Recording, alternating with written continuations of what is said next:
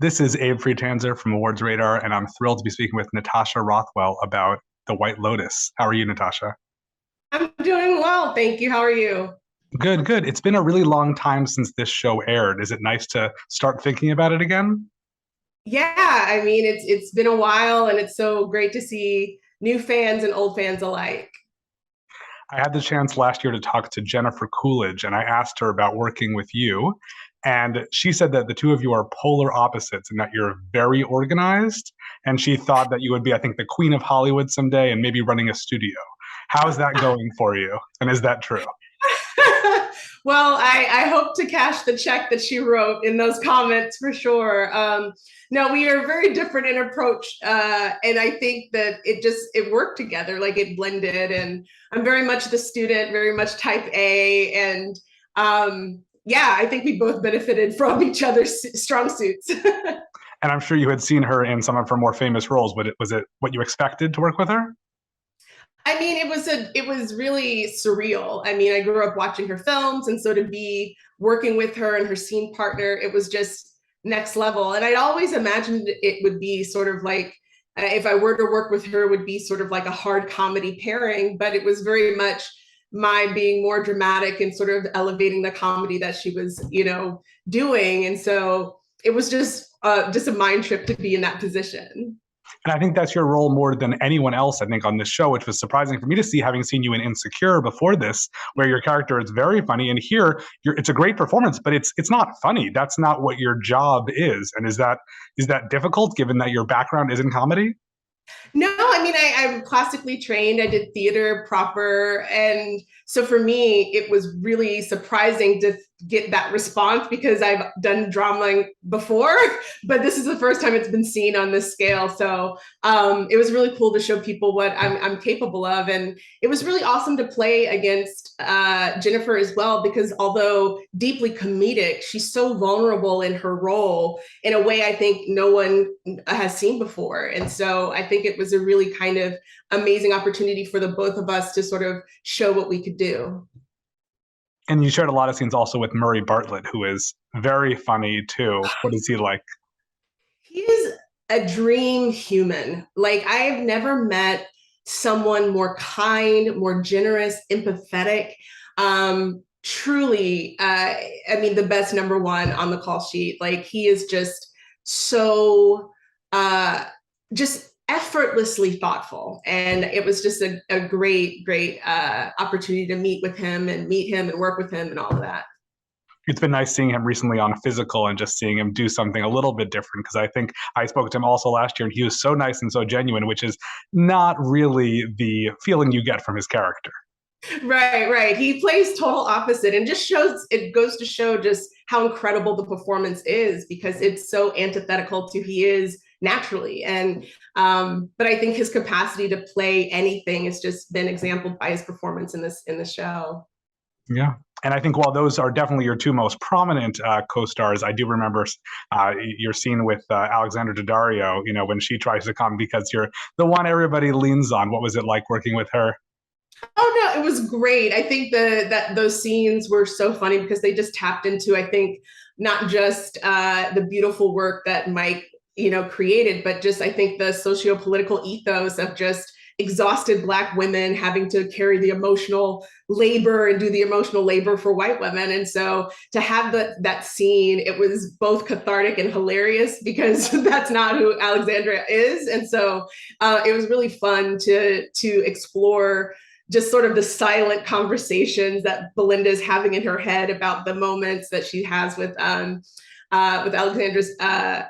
character. So, Rachel. well, yeah, Rachel, yeah. Yeah. Well, I mean, it really is an exceptional cast, but you didn't really get too much of a chance to work with the rest of them. Is there anyone you would have been particularly excited to share a lot of scenes with? It's so funny you say that because we shot this during peak pandemic, pre-vaccination, in a shooting bubble where we were sequestered in a hotel where we worked and shot. I didn't have any scenes with them, but I lived with them. So I feel like I know them so well. I feel like we were a part of each other's scenes, even though we weren't in them, because, we would watch other scenes happen. And so I think all of the characters that I didn't share screen time with, I would, share a beer with any day and would love to be, work with again in the future. And what was the process of working with Mike White like? Just incredible. I mean, I was just such a fan of his work prior to this experience. And I am a writer as well. And so we just nerded out about writing and just talking about Belinda and, who she is on the page versus who she is when I put her on. And he was so generous with his time. And it's just, I often describe him as a composer because the words on the page can't just exist by themselves. It's just the whole score of the episode and of the season just play in his head constantly. And so it was really amazing to study him, even when I'm just sort of like watching in Video Village, just to see how he works, because it really it's something to see. Yeah. What did you find most difficult to connect to about Belinda as a character? I mean, there isn't much that I haven't experienced. I mean, being a Black woman in America, feeling unseen, feeling that sometimes our existence is viewed as in service of a more homogenous white storyline that's in the world. I think that is baked into the character. And so for me, it really was an opportunity to allow those parts of myself that I've experienced in the past to have some space and to really celebrate those unspoken people in our lives and to show that there is depth there. They have a lot of other things going on. They have wants, they have needs that aren't just to service, the people in their, at their job or who they have to work with. And yeah, it was a real joy to sort of to experience her in that way. It was very cathartic. I do think the show is a very brilliant satire, but I have to imagine there are some people who watch it and just don't get that and think that like you're supposed to have some, you obviously, please go ahead if you have some thoughts on this. For individuals that watch it and just don't get it, I think that what I've observed, at least from a distance on social media, is that there is sort of the predisposition not to identify with any of the characters because they don't see themselves that way. And I feel like the audiences that are the most engaged have been provoked to self-reflect about how they move through the world and how they behave on vacation and the subtle things that I think Mike really elevates in the script and in the story of the things that are done and sort of the insidiousness of those actions aren't really seen or people aren't aware of it. And so for those that watch and just feel like it's completely alien, I would encourage them to dig a little deeper. And of course, you did get your first Emmy nomination for acting this year. Congratulations. And you're competing against quite a few of your co-stars. What does that feel like? I mean, it's all surreal. I was asleep when it was announced because I was convinced that it was not my year. And I was ready to wake up and congratulate Jennifer and whoever else was nominated. And my phone was just on fire when I woke up and I burst into tears, So I feel like, and as cliche as it sounds, now I understand why it's said, I feel like I've already won. So for me, the night of won't feel competitive. It's just, I can't wait to see the girls again. I can't wait to see the cast again and Mike and just celebrate. I mean, 20 nominations is just unbelievable for the show itself. So I'm just excited to be a part of it. And I feel bad for Brittany and Fred were also both so good. And so, it's everyone says there's so many nominees from the show, enough already. It's like, no, this show has an incredible cast. And I know it is coming back for a second season. And in theory, I know Jennifer's coming back, but in theory, Belinda could return in some, like it makes some story-wise sense. Is that something that you're interested in, even if it's not necessarily going to happen? I mean, if Mike is calling, I'm picking up the phone. So I have no idea what he has in store. But I think more than a colleague, he's a friend, and I'm such a fan. And so I'm excited to see what this next season looks like. And of course, if Belinda is needed, she will show up. Right. And while it didn't get the same enthusiastic Emmy reception this year, it was the final season of Insecure, which was pretty wonderful. I know you got to direct an episode of that. What was that experience like?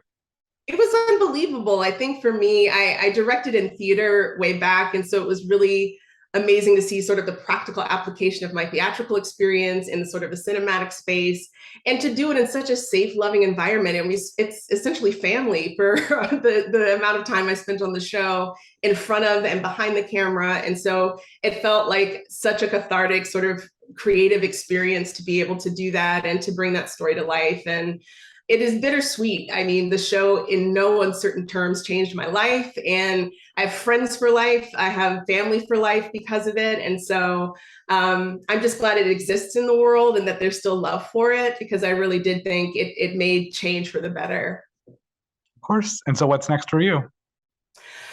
So much. I'm busy, which is great. I'm working on a lot of different projects right now. I'm over at the Onyx Collective over at ABC. And so I'm so excited about the various projects that I'm working on. But as soon as I'm allowed to talk about it, I'd be happy to chat with you again.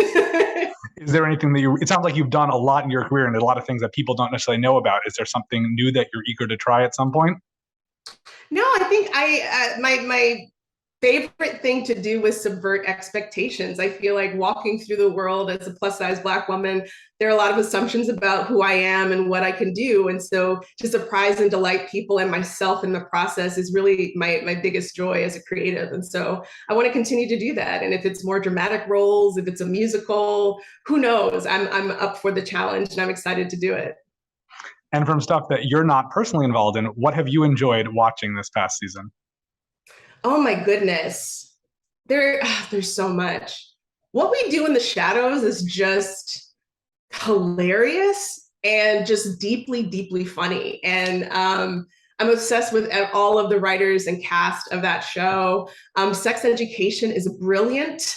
I wish it was on air when I was in high school. It's such brilliant, frank conversations around sex and sexuality, and just done in a smart, funny way, in a very British way, which I'm, very much an Anglophile, so I love that. There's just a lot of shows out there. It's very saturated right now, and so there's so much I haven't seen, but also in the same breath, it's just like I'm so grateful people have seen the things that I've done, and so ultimately, it's nice to be in the mix of amazing shows right now.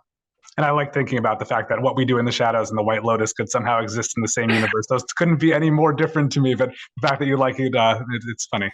If anyone could figure it out, I'm sure it's Mike.